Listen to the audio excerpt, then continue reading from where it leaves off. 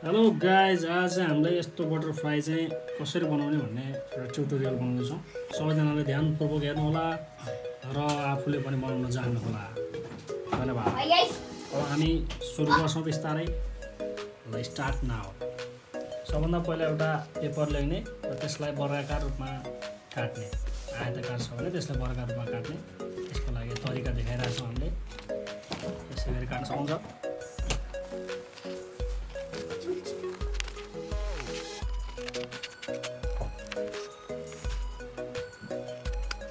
ल अब यो वर्गाकार पेपर भइसकेको छ रेडी हाम्रो।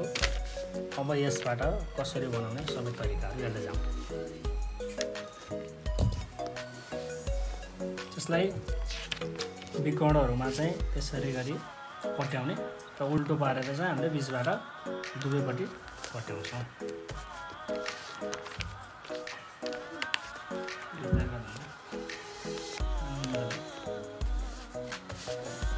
ल ठिक छ।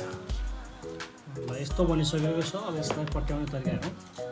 यो बिचबाट यसरी पट्याइसकेपछि एउटा त्रिभुज आकार बन्छ र यसलाई चुच्चोपट्टि अलिकति साइडमा है, यहाँ ट्याक्क सिधा नबनाउने।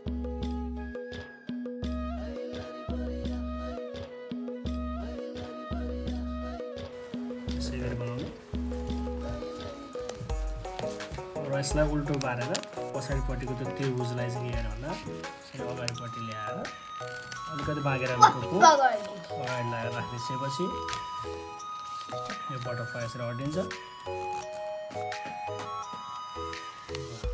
यसरी चाहिँ हामीले बटरफ्लाई बनाउन सक्छौँ।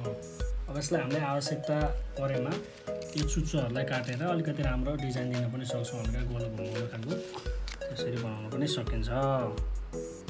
ल हेर्नुहोस्, अब यसलाई हामीले यसमा गम लगाएर टाँस्यो भने अझै राम्रो हुन्छ, बलियो हुन्छ, कहिले पनि निस्किँदैन। अब यसलाई हल्का यसरी पट्याएर एकचोटि खिचेर गरिदियो भने एकदम राम्रो बटरफ्लाई बन्छ। ओके गाइस, यहाँहरूले हाम्रो भिडियो हेरिसक्नुभयो। कस्तो लाग्छ लाइक, कमेन्ट अनि सब्सक्राइब, सेयर गर्न नभुल्नुहोला। धन्यवाद।